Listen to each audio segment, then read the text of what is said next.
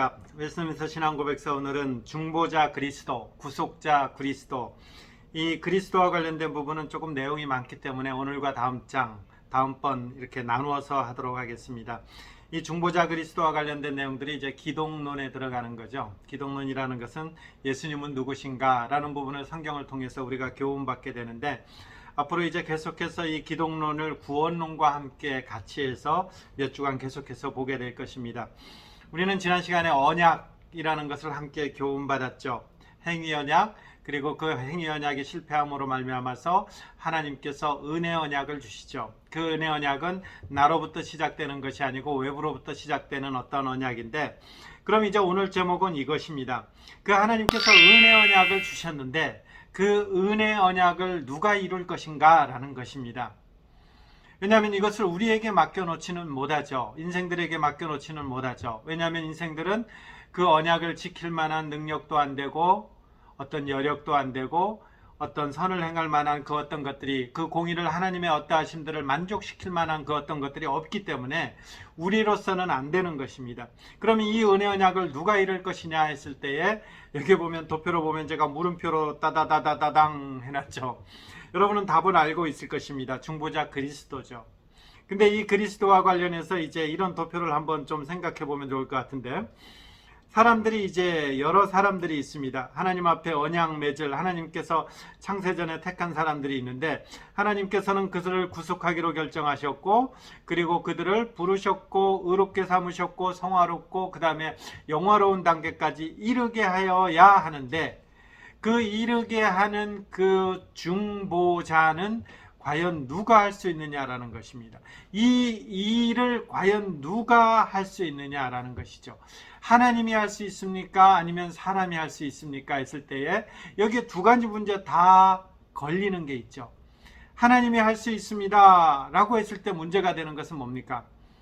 이 지금 사람들이 구속받고 하나님 앞에 속량받고 부르시고 영화로운 단계까지 가는 이 하나님의 자녀가 되려면 이 죄값을 해결해야 되는데, 이 죄의 싹은 사망이라는 것이죠.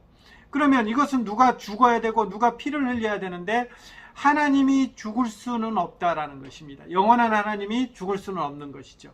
영원한 하나님이 고난을 받을 수는 없는 것이죠. 그러면 사람이 해야 됩니까 했을 때에 사람에게도 문제가 있죠. 왜냐하면 사람에게는 그것을 이룰 만한 능력이 없는 것이죠. 연약성이 있는 것이죠. 우리는 사람은 전능하지 않는 것이죠. 그렇다면 사람도 아니고 이 중보자는 하나님도 아니고, 거꾸로 말하면 사람도 돼야 되고 하나님도 돼야 되는 것입니다. 그래서 중보자의 조건으로 보면 이런 사람의 모습도 가져야 되고 하나님의 모습도 가져야 되는 것입니다. 이것을 한 인격, 일인 안에 양성, 인성과 신성을 가졌다 해서 일인 양성이라는 것입니다.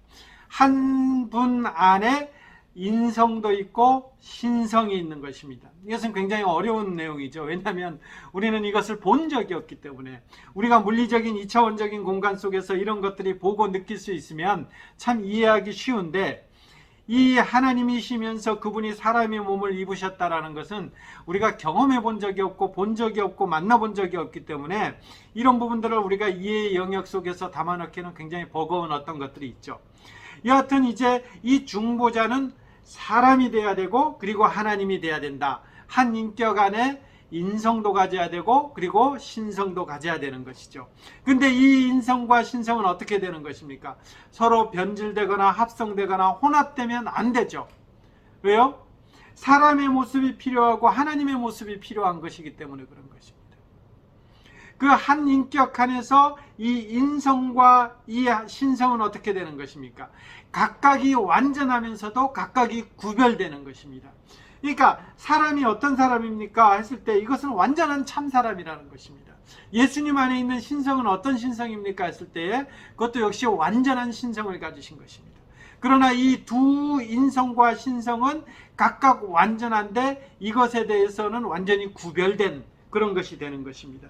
여러분, 이 부분에 대해서 우리가 이해하지 못하기 때문에 굉장히 많은 이단들이 여기에서 나오게 되는 것이고, 우리가 초대교회 이후로 지나가 보면 니케아 공의회라든지 나중에 우리가 교재 보면서 조금 더 하겠지만 이런 공의회에서 다룬 내용이 바로 이것이에요.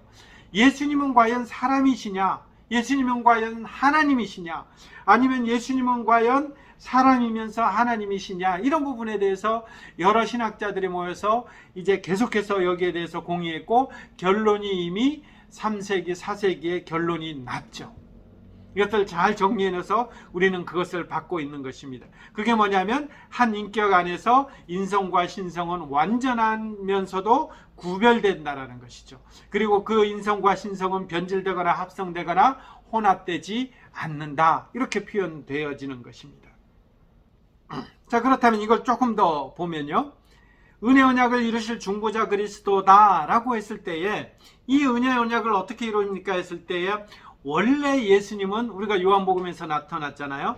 태초에 말씀이 계시니라. 태초에 로고스 제2위 하나님이 계시다라는 것이죠. 이 예수님이 원래 모습은 신성을 갖고 계신 거죠. 인성은 예수님에게 없었던 것입니다. 신성을 갖고 계셨는데 그 예수님이 이 땅 가운데 육신의 몸을 입고 오셨다라고 해서 인성을 취하신 것입니다. 그래서 예수님이 이 땅 가운데서 사역하실 때에 이 땅 가운데서의 모습은 신인 양성을 가지시는 것이죠.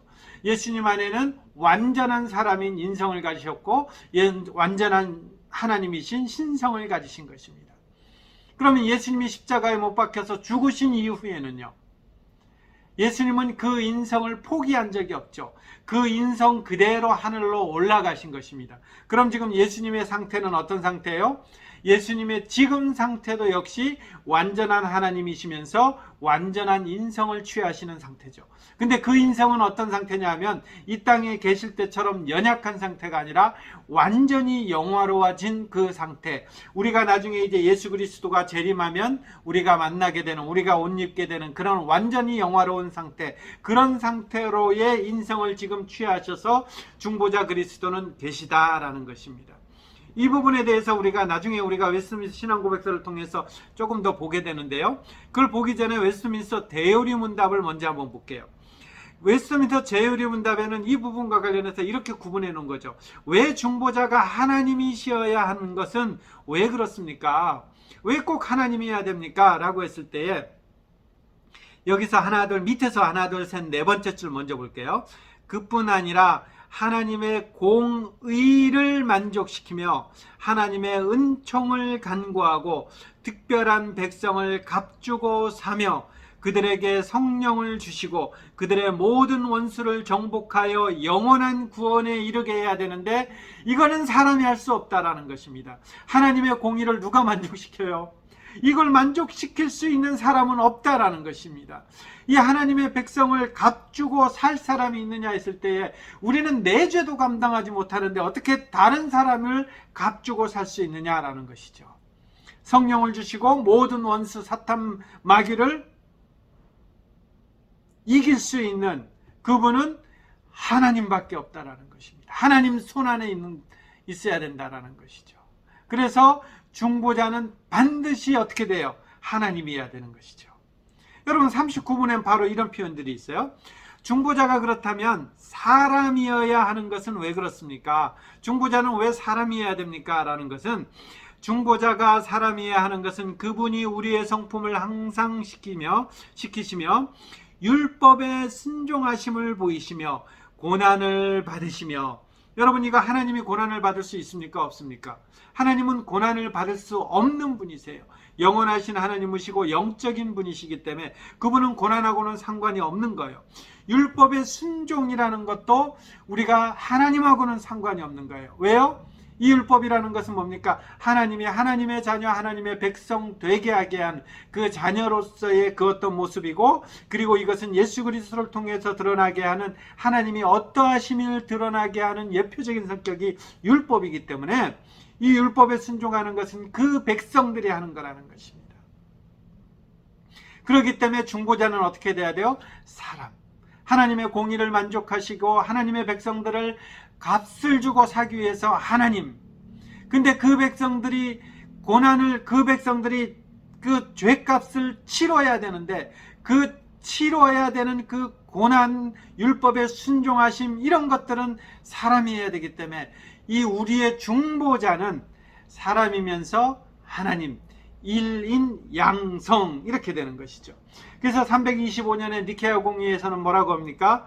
이 예수님, 우리에게 오신 이 예수님을, 성육신하신 예수님을 아버지와 동일하신 분이시다, 이렇게 표현하는 것이죠. 그리고 451년에 여러분 교환을 보면 나왔어요. 칼케돈 공의회라는 것은 이 이성, 양성을 가졌는데 혼합되거나 연합되지 않고 분리되거나 분할되지도 않는다, 이렇게 되는 것이죠. 이것이 이미 325년 그리고 451년에 이미 우리 가운데 전해졌는데, 정해졌는데, 그리고 정돈됐는데 아직까지 이 일 때문에 계속해서 이단들이 등장하고 있는 것이죠. 그래서 우리에게 오신 중보자는 참 하나님이시면서 참 사람이시다라는 것이죠. 그렇다면 이제 한 가지 더 나아가 보면 이런 것이죠.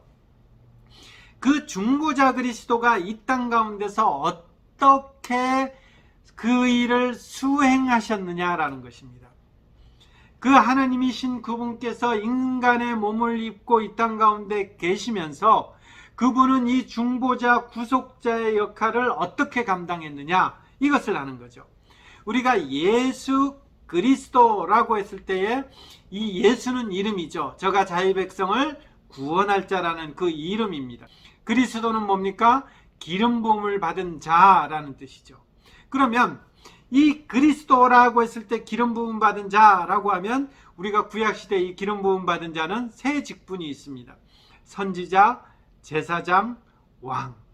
예수님께서 이 땅 가운데 오셨을 때에 어떻게 수행했습니까 했을 때 이 직분을 수행했다라는 것입니다. 예수님은 선지자로서의 직분을 수행했고, 예수님은 제사장으로서의 직분을 수행했고, 왕으로서의 직분을 수행한 것입니다. 여러분, 선지자로서의 직분은 어떤 것입니까? 하나님의 말씀을 우리에게 전하면서 우리를 설득시키고 우리를 하나님의 말씀에 교훈받게 하는 것, 이게 이제 선지자로서의 역할이죠. 제사장으로서의 역할은요, 우리의 죄를 하나님 앞에 간구하는 것, 우리의 죄를 하나님 앞에서 용서를 구하는 것, 이게 제사장으로의 역할인 것입니다. 그리고 왕으로서는 하나님의 말씀을 가지고 이 땅을 통치하고 그 하나님의 백성들이 이 땅 가운데 순종하도록 하는 것, 이것이 중보자 그리스도의 이 땅 가운데서의 그 일을 하는 직분이라는 것입니다. 쉽게 말해서 저의 직분은 뭡니까? 저는 이제 병원 가운데서 목사라는 직분으로 하고 있는 것입니다. 예수님은 이 땅 가운데 선지자, 제사장, 왕의 직분을 수행한 것입니다. 이 왕의 직분을 어떻게 수행했습니까 했을 때에 여기 보면 어려운 한자말이 나오죠. 비하, 그리고 승귀. 이 선지자, 제사장, 왕의 직분을 예수님은 육신의 몸을 입으면서 낮아지시고 낮아지시는 관계까지, 기어이 어디까지 낮아지셨나요? 성육신, 하나님이신 그분께서 육신의 몸을 입고 오는 데까지 낮아지셨고, 그리고 이 땅 가운데서 모든 고난을 다 받으셨고, 나중에 결국은 십자가에 못 박혀 죽으시면서 이 죽음 아래까지 놓여있는 것, 사망 아래까지 놓여있는, 이렇게까지 낮아지셨다라는 것입니다. 그리고 예수님은 이 사망 권세 아래 눌려있는 것이 아니라, 영원히 있는 것이 아니라 부활하셔서 그 사망 권세를 다 깨트리고 이기셔서 부활하시고 승천하시고, 그리고 지금도 하늘 보좌 우편에 앉아 계시는 것, 이것을 높아지시는 상태, 승귀라고 표현하는 것입니다. 예수님이 중보자 그리스도의 직분을 어떻게 수행하셨습니까? 그분은 낮아지시면서 수행하셨고, 그분은 높아지시면서 수행하신 것입니다. 우리 이 개념은 조금 더 이렇게 좀 눈에 넣어두시면 좋을 것 같아요. 예수님이 중보자 그리스도인으로 이 땅 가운데 오셨을 때의 직분은 제사장, 선지자, 왕, 그것을 어떻게 수행하셨습니까? 비하와 승기의 상태로 이렇게 되는 것입니다. 그렇다면 이것을 이제 한 도표로 본다면 이렇게 되는 것입니다. 예수님께서는 이 순종함으로써 이 구속자를 완성하셨죠. 성취된 구속이 되는 것입니다. 하나님의 구속을 이렇게 완성하셨다는 것입니다. 순종이라는 것입니다. 뭐에 순종했습니까 했을 때에 이 율법을 완전하게 순종한 것, 율법을 능동적으로 순종한 것이 있죠. 그 다음에 형벌을 대신 받는 것이 있습니다. 이 예수님께서는 순종함으로 말미암아 율법을 완성시켰습니다. 이로 말미암아서 하나님의 공의를 만족시킨 것입니다. 여러분, 우리가 참 많이 오해하는 것이 이거예요. 누구의 공의를 만족시킨다고요? 하나님의 공의를 만족시킨다라는 거예요. 그럼 뭘 오해하느냐면 이런 것이죠. 지금 우리는 하나님께서 구원하시기 전까지 우리의 상태가 어떤 상태예요? 죄의 종, 사탄의 종. 그럼 이 죄의 종에서 꺼내오려면 돈을 주고 속량 구해내야 되는데, 이 돈을 주고 구해낸다 이 개념을 잘못 오해하면 예수님께서 사탄에게 배상해서 사탄에게 어떤 것들에 대해서 주어서 값을 치러서 그 백성을 구해냈다, 이렇게 생각할 수 있다는 것입니다. 여러분, 이것이 잘못된 거죠. 이것을 우리가 이제 신학적 용어로 사단 배상설 이렇게까지 하는데, 이 사단 배상설은 우리의 신학하고 안 맞는 그런 거죠. 예수님은 사단에게 뭔가를 배상해서 피를 흘려서 속량해서 하나님을 믿는 백성을 사온 것이 아니라는 거예요. 왜요? 사단도 하나님의 손안에 있기 때문에 그렇다는 것이죠. 그러면 예수님은 그 속량을 어떻게 한 것입니까? 했을 때에 이 예수님의 속량은 하나님의 공의를 만족시키는 것이지, 하나님의 그 어떠하심들을 만족시키는 그 순종이고 그 어떤 행위들이지, 이것이 사단에게 배상한 것은 아니라는 것입니다. 이것을 잘 구분하시기 바랄게요. 그리고 이것을 순종함으로 말미암한데, 단 한 번 순종, 하나님 앞에서 십자가에 못 박혀 죽으시는 단 한 번 순종으로 말미암아서 영원한 효력을 얻었다. 영원한 효력을 얻었다라는 것입니다. 이거로 인해서 결과가 뭔가요? 하나님 앞에서 우리가 로마서의 표현으로 하면 화평을 누리자, 화해를. 이전까지는 어떤 단계예요? 원수 단계였다라는 것입니다. 원수 단계였다가 이제는 화해를 얻었고, 그리고 영원한 하나님의 그 유업을 받는 자들이 된 것입니다. 이를 위해서 하나님께서는 예수 그리스도를 통해서 뭘 하는가요? 하나님께서는 예수 그리스도께서는 중재하시고 간구하신다. 이게 무슨 사역이죠?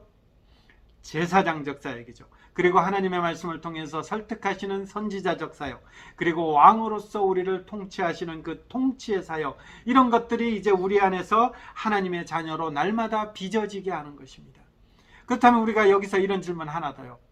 이 질문은 구속하기 전에 이미 끝난 것입니까? 아니면 지금도 하고 계신 것입니까? 후자죠. 예수님은 지금도 하늘 보좌 우편에서 우리를 위해서 뭘 한다는 거예요? 중보하시는 분이시죠. 그리고 우리를 위해서 하나님의 말씀으로 교훈하시면서 우리를 지금도 통치하시는 왕, 그분이 누구예요? 우리의 예수님, 우리 주님이 되시는 것이죠. 그래서 우리는 그분의 말씀 안에서 통치를 받으면서 순종하는 것이고, 그 하나님의 말씀의 교훈 안에 거하게 되는 것이고, 그리고 그분의 중보하심으로 말미암아 우리가 하나님 앞에서 긍휼하심을 입는, 그래서 우리가 이런 하나님의 자녀로서의 모습이 날마다 자라게 되는 것이고, 이것이 성화고, 그리고 이것이 영화가 되는 것입니다. 오늘 이제 그렇다면 8장에 이제 하나님 요것까지만 하고 오늘은 여기까지 할게요. 제일 먼저 8장 중보자 그리스도와 관련해서 제1항은 이렇게 되는 것입니다. 하나님은 영원한 목적을 가지시고 그의 독생자 주 예수를 하나님과 사람 사이에 어떤 분으로 만드셨다라는 것입니다. 이것이 성경에는 여러 표현으로 되어 있죠. 중보자로 표현되기도 하고, 선지자로 표현되기도 하고, 제사장, 왕, 교회의 머리와 구주, 만물의 후사, 세상의 심판자로 택하시고 임명하시기를 기뻐하셨다라는 것입니다.